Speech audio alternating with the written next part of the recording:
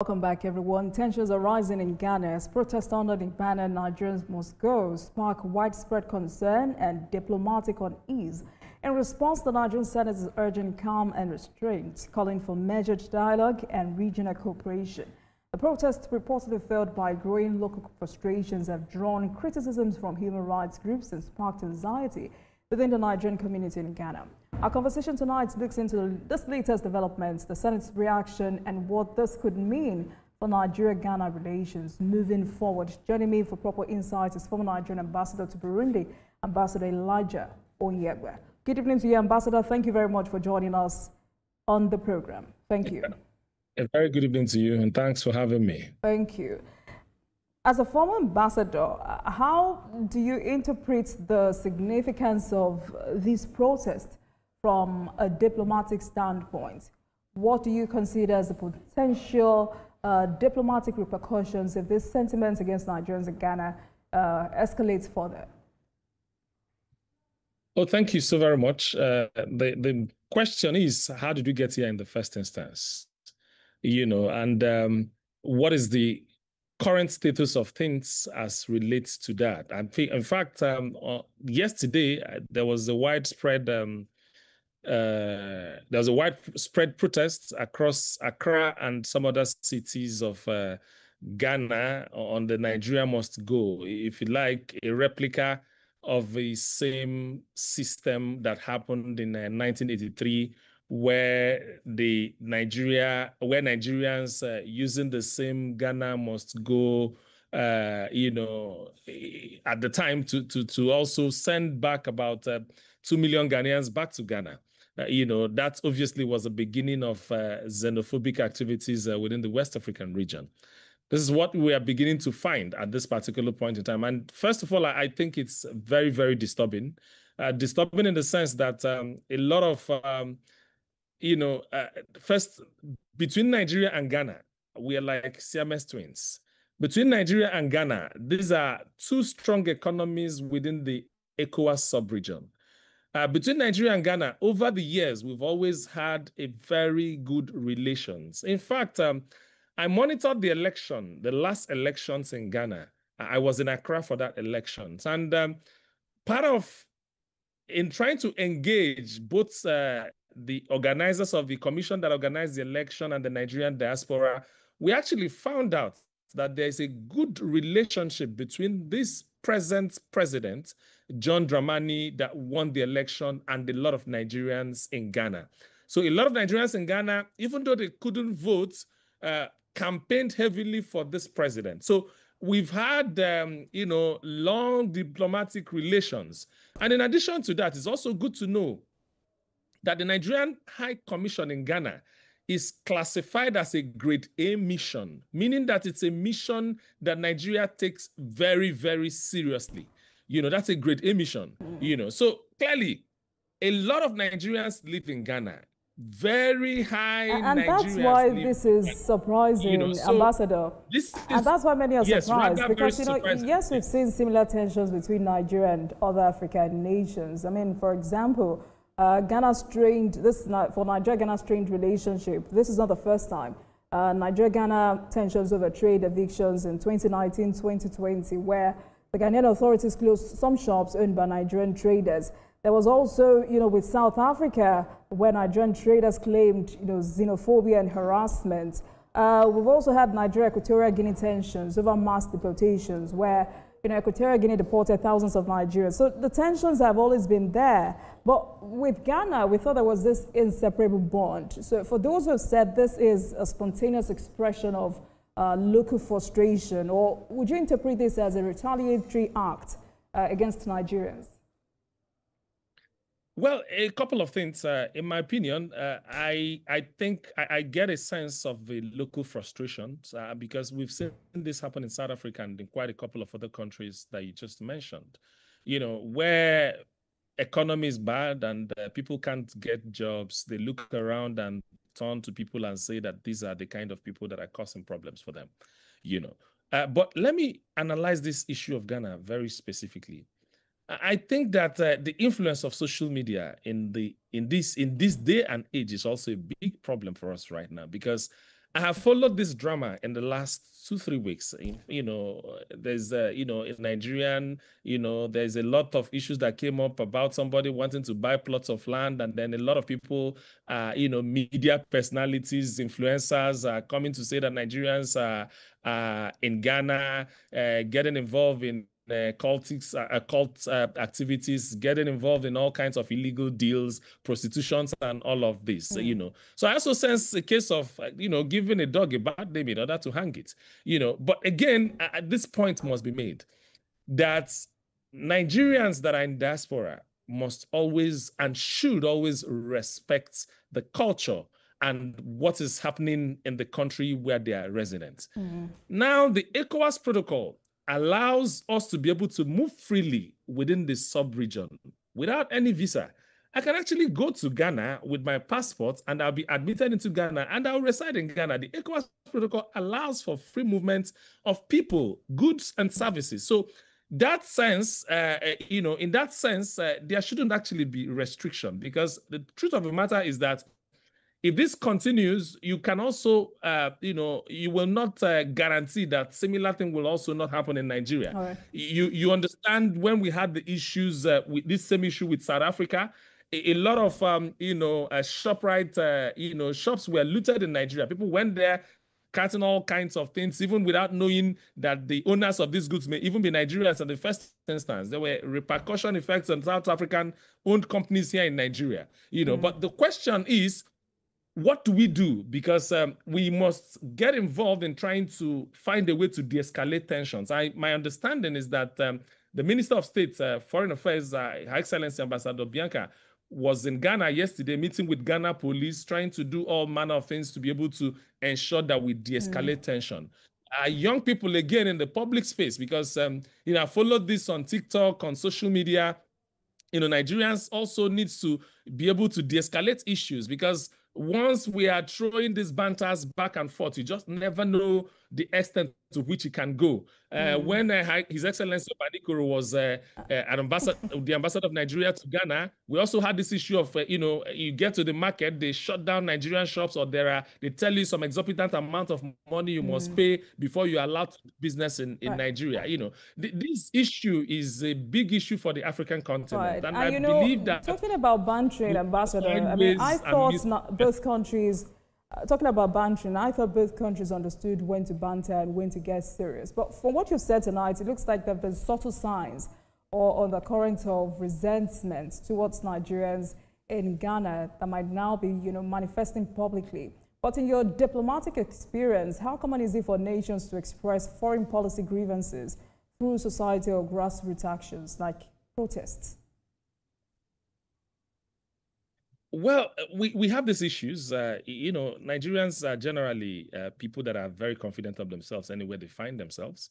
If you go to South Africa, they have their own version of a story. They will tell you Nigerians are doing this and that to them. If you go to Kenya, they can even be discussing issues relating to Nigerian men, taking their women. If you go to Ghana, it's another kind of, issues. These issues will always be there within the African continent. Nigerian, naturally, wherever they are, feel that they can survive, they can do business, they can,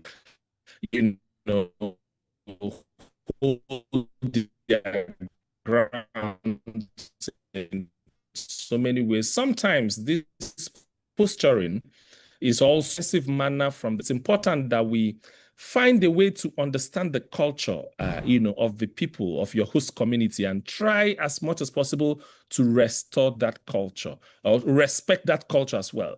Because if you look at what has happened in the case of Ghana, there was a Nigerian that, called himself a king of the Igbos in Ghana, talked about buying a lot of lands, and then he was going to have a kingdom in all of. Some of those things, if you actually interpret them, can be very, very offensive. And then, of course, he has done a video to say that this is actually, he did the video a long time ago. He actually doesn't have the land in question, but you see, the social media is a bit of a problem here because nobody could even differentiate, because people are actually thinking that that is reality, that is what is on ground. He's gone to, buy 250 plots of land in Ghana to be able to, move his kingdom to those locations and all of that. So some of this posturing can actually be interpreted as being offensive. Okay. It's important that we respect one another. Right. It's important that once you get to a place, you can carry out your business, because there are a lot of Nigerians are doing legitimate businesses in Ghana.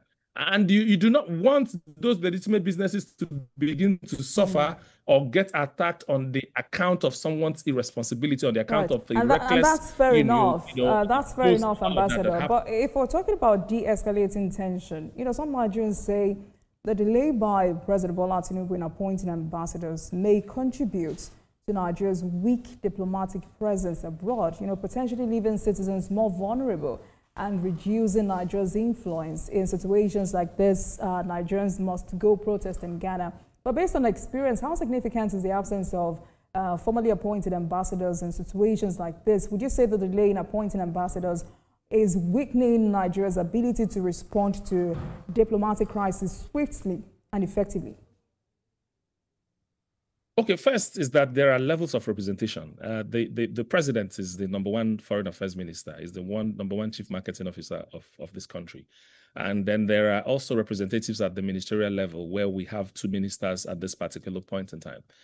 Again, the Nigerian embassies, 109 of them, embassies and high commissions and consulates across the world, are also equipped or staffed with the staff of foreign affairs. But yes, the fact that Nigerians Nigeria do not have an ambassador that are formally accredited to these countries will likely be an issue. And it's something I believe that over and over again, the presidency had talked about, the Minister of Foreign Affairs had talked about the fact that that will soon happen, but clearly there's a need to have ambassadors out there, because some of these, some of this tension can easily be de-escalated once you have a representative that is formally accredited to a country, an ambassador extraordinary and plenipotentiary, accredited to a particular country, who has met with the president. There can always be meeting at the highest level, even without the ministers getting involved. And of course, when it gets to the point where they need to get involved, they can easily get involved. And most importantly is, like I mentioned, the case of Ghana. Nigeria regards Ghana as one of the big missions we have outside Nigeria. So we have a defense, attaché in that place. We have the migrations. We have the full accompaniment of every representation in a diplomatic setting is in our mission in Ghana. And that goes to show how Nigeria takes Ghana. That goes to show the nature of relations and how serious this country takes Ghana. So I know that even at this point in time, there hasn't been some kind of official commentary from the government of Ghana on this issue. Yesterday, I know that the Minister of State Foreign Affairs met with the police in Ghana. I've also followed, people like Dele Momodu, that has also lived in Ghana for a very long time. His commentary today, he was basically saying that these things are over-exaggerated. He's back to Ghana. He hasn't really seen so much of these things. But the way social media works, the moment you put out an information, it becomes a big issue. Everybody can react to it from wherever they are. But if you're on ground, maybe it may not be as serious as it looks. But what I see is that there's a need to actually have ambassadors out there, because this issue, the issue with the United States, the issue with the UAE, there are quite a couple of things that are springing up internationally that I believe that ambassadors on ground can actually have, they can easily get to these issues, deal with them, and find quick solutions and quick fixes, before things get out of hand. The ECOWAS has also been silent. Would you say this exposes a gap in regional leadership, or just diplomatic fatigue? I mean, for you to expatiate further on that, should ECOWAS be playing right? What role should ECOWAS be playing right now to de-escalate tensions and prevent further xenophobic incidents in the region? Does this also, this situation, reflect a failure of ECOWAS principles on free movement and integration, which you talked about earlier? Should Nigerians be pushing for a special ECOWAS summit on migration protection and free movement? Well, I think that at some point ECOWAS will come in. I think that again at this point in time we must also differentiate between noise and the actual happenings on ground. Like I said, I know that there was a protest that happened yesterday, but in terms of whether that has resulted in destruction or further challenges, I'm not quite sure that that is clear at this particular point in time. But I do expect ECOWAS to step in because every member nation of ECOWAS, I mean, it's not difficult. We don't need visa to go to Ghana. Ghanaians don't need visa to come into Nigeria. And same with other countries that are within the sub-region. So I am quite certain that they will step in when the need arises or when we get to that point. Quite a lot of Nigerians have reacted. The Senate have discussed this issue because I know the Senate Committee Chairman on diaspora and on diaspora have actually stepped in. I also know the in the Diaspora Commission, the NIDCOM, headed by Honorable Abike, Abike has also, stepped in to find a way to de-escalate tension. But, the truth must be told, ECOWAS must also, the leadership of ECOWAS must also step up at this particular point in time because we seem to be moving backwards instead of actually moving forward. And this can also be as a result of misrepresentation of facts. These are the dangers that the social media can actually cause. And the but Ambassador, are these yes. responses adequately enough, given the potential risk to Nigerians abroad? What additional steps would you recommend the Nigeria government take to protect its citizens in Ghana beyond urging calm? Well, what I know at this point in time is that the minister met with the police of Ghana. That's the Minister of Foreign Affairs, the Minister of State Foreign Affairs met with the police chief in Ghana yesterday. He got into Ghana. He obviously met, and I'm sure there must have been series of other meetings that she would have had. I'm not even sure she's back to the country yet. I think government is responding, and I believe that the essence of this is to find the diplomatic solution. And I'm also sure that, the Nigerian in Diaspora Commission, NIDCOM, is also keeping tab of what is going on. Where there is need to get people out of the country, I'm sure Nigerian government will respond.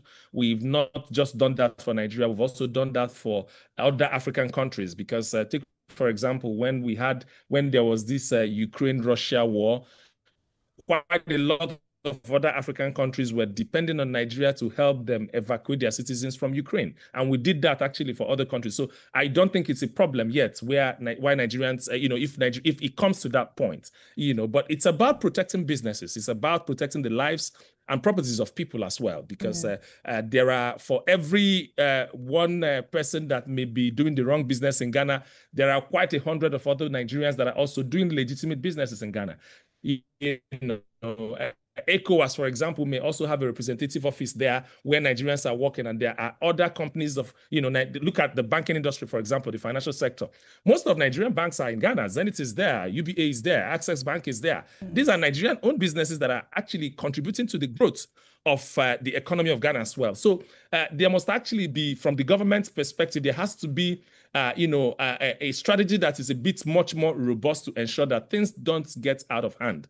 As at the moment, I think it's under control, but where you have a representation of the president in the form of a minister, presence in Ghana at this particular point in time will help a lot in trying to de-escalate. And you also talked about why it is important for Nigerians to respect their host countries. So what should individuals do right now to stay safe? And what signals should the Ghanaian government be sending to assure them?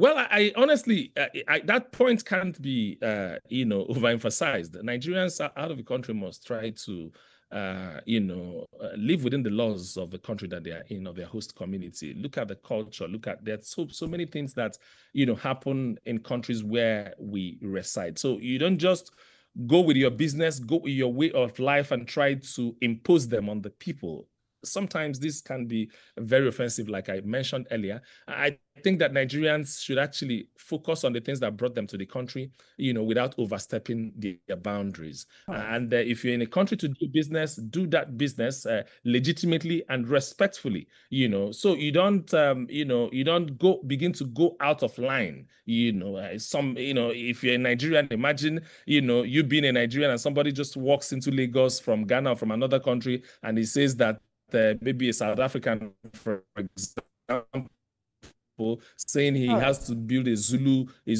village somewhere. The question will be how do you exactly want to do that? So some of the things we will not tolerate. I think it's important that we try as much as possible to ensure that we do not get to do that to other people, other citizens of other countries. Yes. All right then, Ambassador Elijah Oyegba, former Nigerian ambassador to Burundi, thank you so much for speaking with us tonight. Thank you, appreciate it. Thank you so very much. Thank you so very much. It's my pleasure being on this.